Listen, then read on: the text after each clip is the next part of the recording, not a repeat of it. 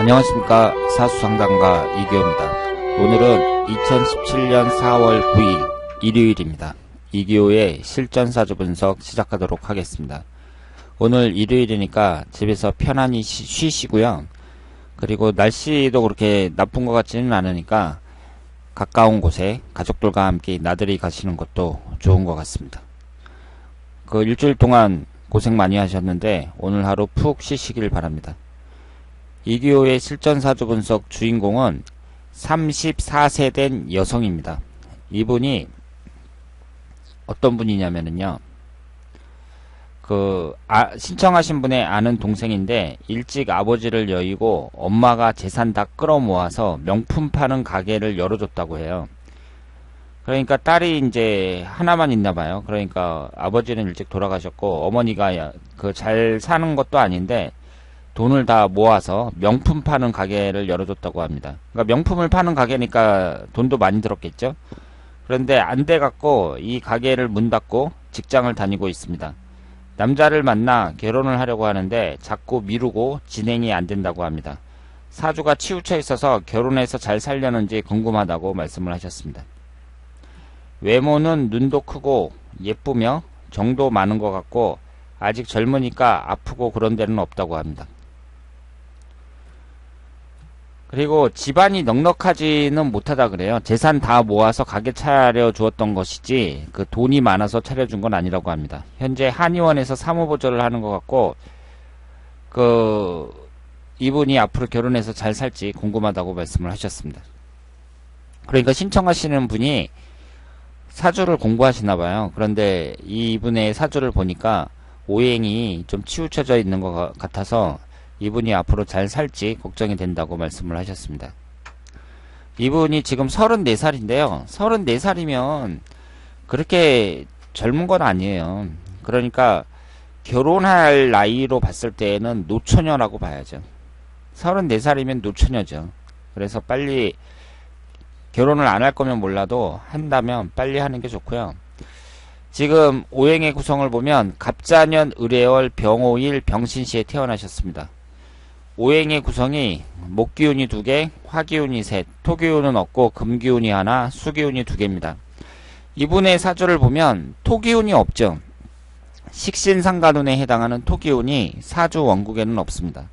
그리고 지금 월지 포함해서 2개가 수기운이고요. 그리고 비경겁재가 이제 3개가 있어요. 인성운이 2개가 있고 이렇게 목기운과 화기운이 강하죠. 이분은 전체 8글자 중에 5개가 목기운과 화기운입니다.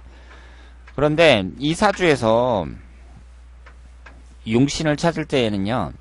일단은 이 사주가 신강한 사주잖아요. 목기운하고 화기운이 5개나 된단 말이에요.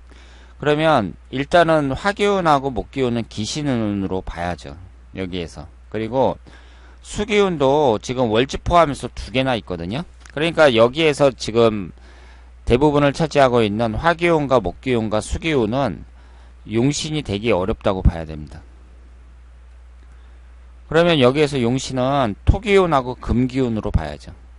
내 힘을 빼주는 토기운, 식신상간운과 재성운에 해당하는 금기운이 이 사주의 용신운이라고 봐야 됩니다. 그런데 우리가 그 토기운을 보면은요, 토기운이 용신운이라고 했을 때 우리가 사주를 이렇게 이제 딱 보시면 이제 이 실전사주 분석도 많이 보셨으니까 용신을 찾는 방법에 대해서 좀 더 세분해서 들어갈 필요가 있습니다. 그러니까 제가 어저께도 말씀을 드린 것 같은데 뭐라고 말씀을 드렸냐면 사람이 이제 용신과 기신을 찾잖아요. 사람의 사주 분석에 있어서 용신과 기신을 안다는 것은 대단히 중요하거든요. 그러니까 용신이라는 것은 나한테 들어오면 좋은 운이고 기신이라는 것은 나한테 들어오면 나쁜 운인데 그러면 제가 안 좋은 사주가 어떤 사주라 그랬죠? 용신이 용신의 역할을 제대로 못했을 때 그것은 안 좋은 사주라고 말씀을 드렸잖아요. 왜냐하면 사람들 사주 중에 상당수가 용신이 들어와도 충이 발생한다든가 뭐 여러가지 작용에 의해서 용신이 제 역할을 못하는 경우가 많이 있습니다.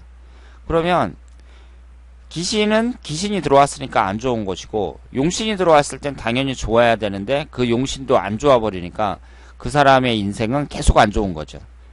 그러니까 그런 사주는 안 좋은 사주예요. 그러면 이분이 금기운과 토기운이 제가 용신운이라고 말씀을 드렸잖아요. 그러면 금기운과 토기운이 들어왔을 때 무조건 용신운이다 이렇게 생각하지 말고 과연 이것이 용신의 역할을 하는지를 한번 생각을 해보셔야 돼요. 우선 여기에서 토기운이 하나도 없거든요. 그러니까 토기운이라는 것은 식신상간운을 해당하는데 그 식신상간운이 사주에 하나도 없단 말이에요. 그러면 우리가 사주를 딱 봤을 때 사람이 식상운이 없잖아요. 그러면 장사는 잘 안 맞는다고 봐야 돼요. 인성운이 강하면서 식상운이 없잖아요. 그러면 장사는 안 맞는다고 봐야 됩니다. 왜냐하면 장사라는 것은 손님 응대가 중요하잖아요. 손님이 딱 왔을 때 손님 눈치 딱 봐갖고 손님이 주머니에서 돈이 나오도록 이렇게 말도 잘하고 싹싹하게 행동을 해야 되잖아요. 그런데 식신상간운이 그 역할을 하거든요. 식신상간운이라는 건 표현 능력이니까 말하는 것도 그렇고 여러 가지 행동하는 것 이런 것이 식신상간운과 관련이 있다고 봐야 되거든요. 그런데 식신상간운이 없는 사람들 이런 사람들은 장사는 잘 안 맞는다고 봐야죠. 특히 서비스업은 잘 안 맞는다고 봐야 됩니다. 그래서 이분의 사주를 보면 이분의 사주가 식상운이 없다는 것 때문에 장사하기에 그렇게 적합한 사주라고 보기는 어렵습니다. 그런데 일단 이분의 용신이 토기운이라고 했을 때 이 토기운이 용신일 경우에는요 좀 복잡해져요. 왜냐하면 토기운이라는 것은 지지가 4글자입니다. 그런데 이 4글자가 전부 다 달라요. 그러니까 진술충미 4개가 토기운이잖아요. 이 토기운이 어떤 토기운이냐에 따라서 여러가지 변화를 일으킵니다. 그러면 일단은 이분이 병호일주잖아요. 그러면 진토가 들어왔을 때는 괜찮다고 봐야죠. 진토는 용신의 역할을 한다고 볼 수 있습니다. 그런데 술토가 들어오면은요 인호술 반합이 되죠. 반합이 되면서 화기운을 생성을 합니다. 여기에서 화기운은 지금 기신이거든요. 화기운이 3개나 되잖아요. 그러니까 술토가 들어왔을 때에는 용신의 역할을 못한다고 봐야죠. 그러면 축토가 들어왔을 때는 축우 원진살이 되잖아요. 그럼 원진살이라는 것도 안 좋죠. 그러니까 다른 건 몰라도 지금 이분이 미혼인 입장에서 남자관계가 중요한데 축토가 들어와서 원진살이 되는 것은 이분에게는 불리하다고 볼 수 있습니다.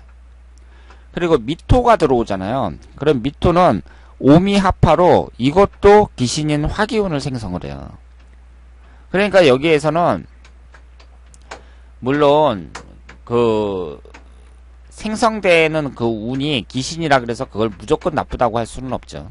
왜냐하면은 토기운이 용신이면 용신의 역할을 하고 생성되는 그 오행은 또 따로 생각을 해야 되지만 어쨌든 좋은 운이라고 보기는 어렵습니다. 이것이 합이 돼서 생성되는 운이 용신운일 때 확실하게 좋은 역할을 한다 이렇게 볼 수 있죠. 그런데 이 사주는 그 진술충미 4개의 글자 중에 2개는 기신인 화기운을 생성하고 하나는 원진살이 형성이 돼요. 그러니까 토기운이라고 들어왔는데 용신운이라고 들어왔는데 그 중에 3개는 용신의 역할을 못한다는 거죠. 그러니까 이것도 그 좋은 사주라고 볼 수가 없죠. 용신이 용신의 역할을 제대로 못하고 있습니다. 그리고 금기운의 경우를 보면은요, 금기운은 천간에서 경금이 왔을 때 괜찮은데 신금이 들어오잖아요. 그럼 신금이 들어오면 병신합이 됩니다. 그런데 병신합이 되면서 생성되는 오행이 수기운이잖아요. 수기운은 여기서 기신운으로 봐야 돼요. 지금 월지 포함해서 2개나 있잖아요. 2개나 되기 때문에 기신운으로 봐야 됩니다. 그리고 제가 아까 축토가 들어왔을 때 축우 원진살이 형성이 된다 그러고 말씀을 드렸는데 원진살이 형성이 되면서 해자 축 수국으로 또 수기운이 강해지잖아요. 그러니까 이것도 축토도 안 좋다고 봐야죠. 그래서 지금 토기운과 금기운이 용신운인데 용신의 역할을 제대로 못한다 이렇게 볼 수 있고요. 이 사주의 기본적인 구성을 봤을 때에는 그렇게 오행이 좀 치우쳐져 있는 그런 건 있지만 일단은 오행 간에 충국도 없고 삼형살도 없죠. 삼형살도 없어요. 그리고 그 식신상간운이 없다는 거, 토기운이 없다는 거는 아쉽지만 지장간에 보면은 여기 토기운이 다 들어있죠. 무토, 기토, 무토 이런 식으로 봤을 때 일단은 평균은 되는 사주라고 봐야죠. 이 사주가 뭐 굴곡이 아주 심해 보인다든가 그런 사주는 아닙니다. 그리고 남자 관계에 있어서는요, 이렇게 그 관을 나타내는, 남자를 나타내는 관운이 나란히 이렇게 두 개 붙어 있잖아요. 해수하고 자수가 이렇게 붙어 있단 말이에요. 그러면 일지에 붙어 있을 때 물론 효과가 더 큰데요. 일지에 안 붙어 있더라도 이렇게 월지하고 연지에 나란히 붙어 있잖아요. 그러니까 지지에 나란히 붙어 있는 것은 이혼할 확률이 높다고 봐야 돼요. 왜냐하면 남자가 나란히 두 명이 서 있다는 얘기니까. 남자가 두 명이 대기하고 있는 거 아니에요. 그러니까 일부 종사하기가 쉽지 않다고 볼 수 있고, 거기에다가 비경겁제도 비교적 강하단 말이에요. 그러면 거기에다가 또 식신상간운도 없으니까 자식운도 약하단 말이에요.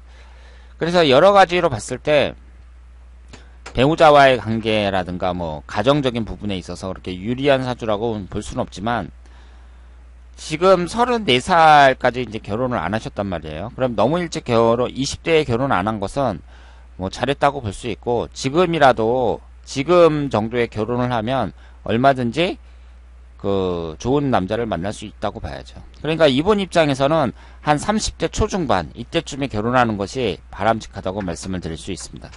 그래서 올해가 정유년, 내년이 무술년, 훈년이 기해년 이런 식으로 흘러가고 있는데요.